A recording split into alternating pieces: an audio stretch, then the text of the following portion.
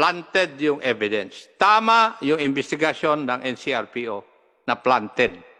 Na ano yung baril na nililinis ninyo at inaayos para hindi magmukhang luma, para kung mahuli, hindi naman sabihin, kalawang na. Ako po yung nagdisassemble ng baril. Yung baril. Inutusan Ikaw po lang. ako. Ako po yung inutusan ni Major Quijana.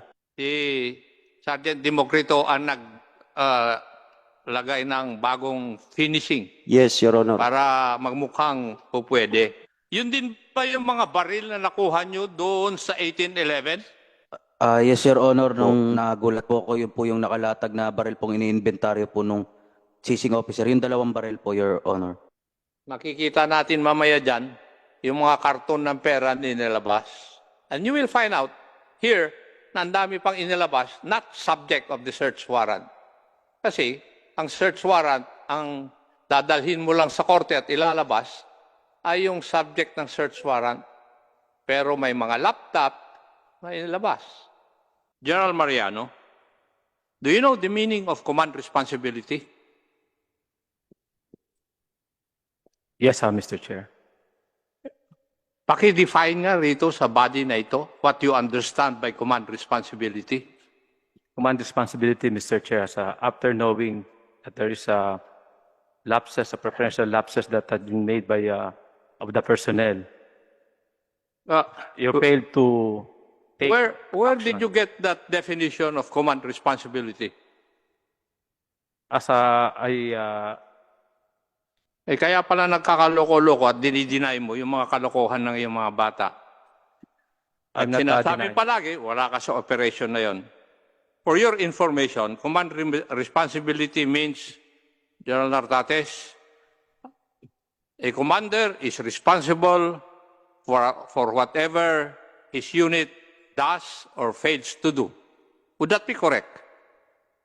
That's absolutely correct, Yes. Your Honor. Yun ang definition ng command responsibility. Hindi yung mga lapses may gagawin ka. That's according to the book. yes, Mr. Chair. Yes.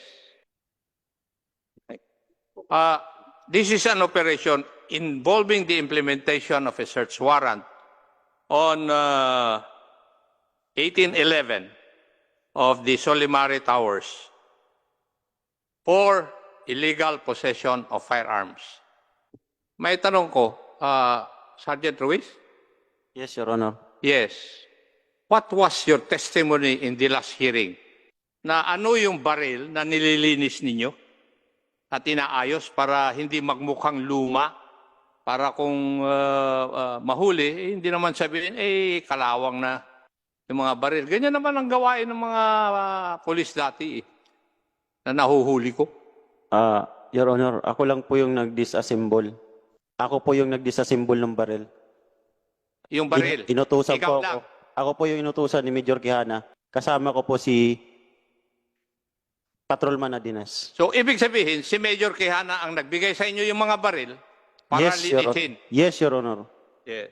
Ang nagpintura po is yung si Democrito din po, Your Honor. Si Sergeant Democrito ang naglagay ng bagong finishing Yes, Your Honor. para magmukhang pupwede. Hanggang disassemble lang po kami.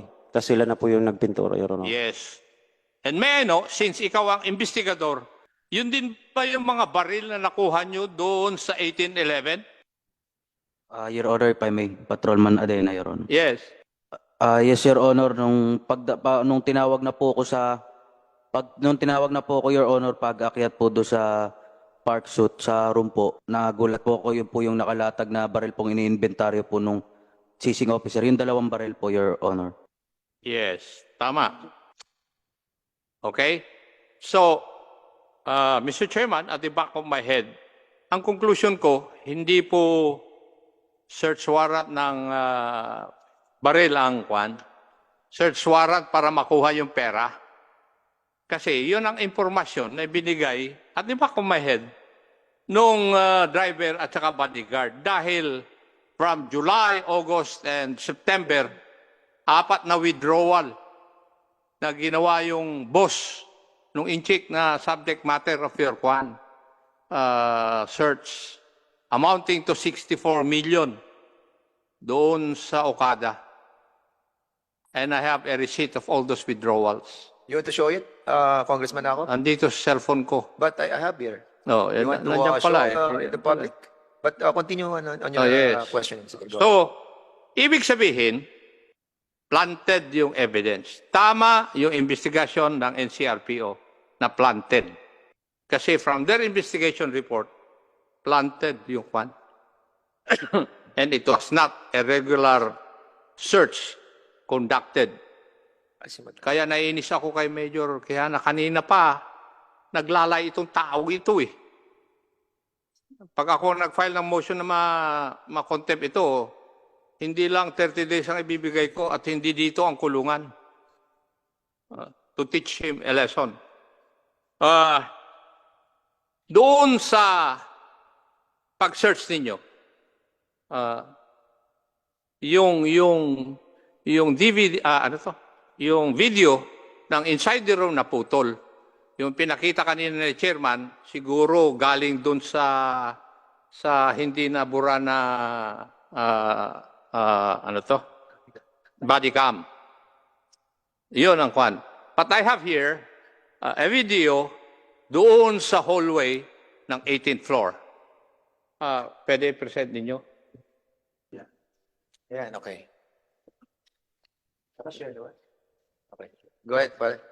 Teka, kinukuha ko yung kwan.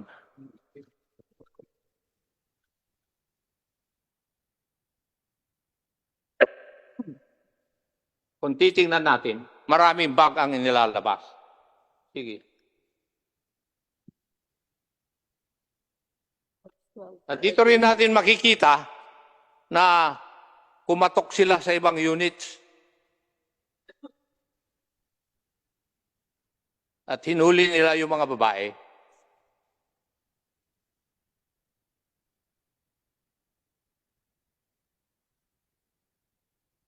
Makikita natin mamaya dyan yung mga karton ng pera na inilabas. And you will find out here na ang dami pang inilabas, not subject of the search warrant. Kasi ang search warrant, ang dadalhin mo lang sa korte at ilalabas, ay yung subject ng search warrant. Pero may mga laptop na inilabas.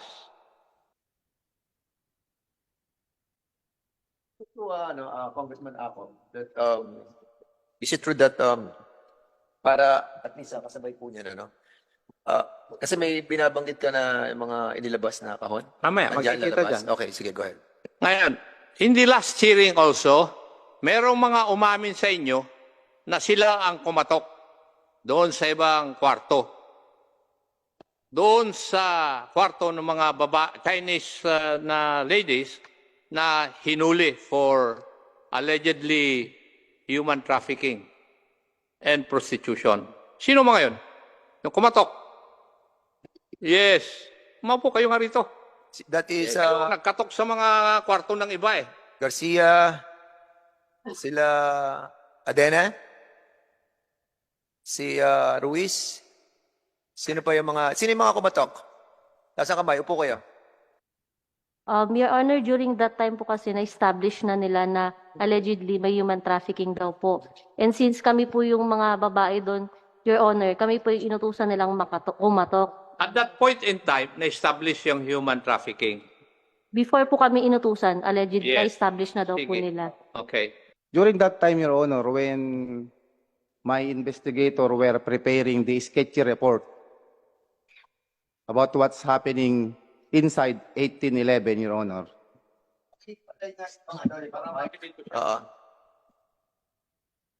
ang sabi ko po sa aming investigador, Your Honor, kay PSSG Ruiz, nag-uusap po kami.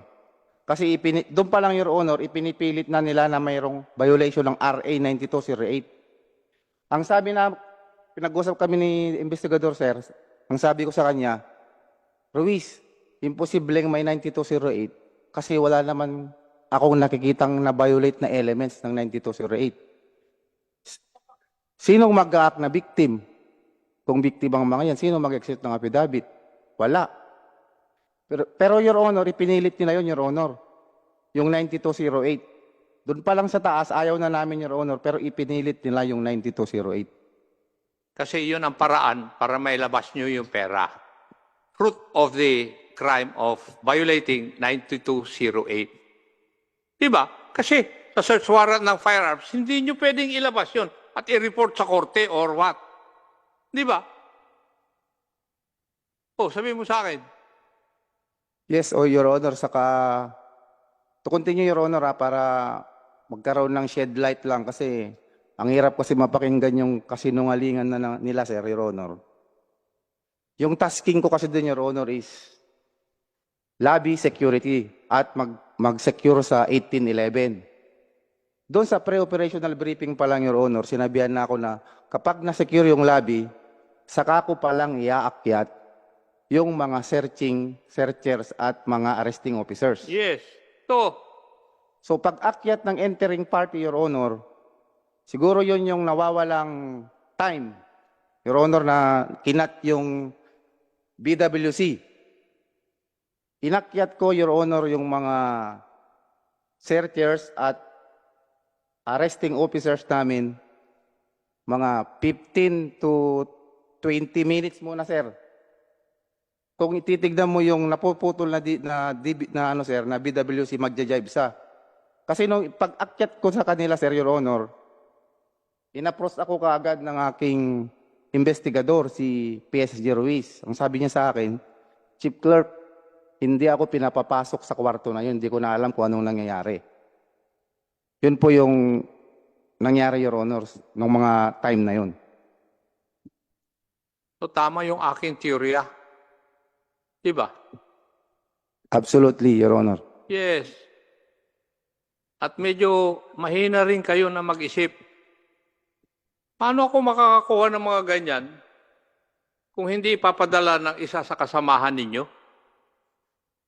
Matanong ko nga kayo.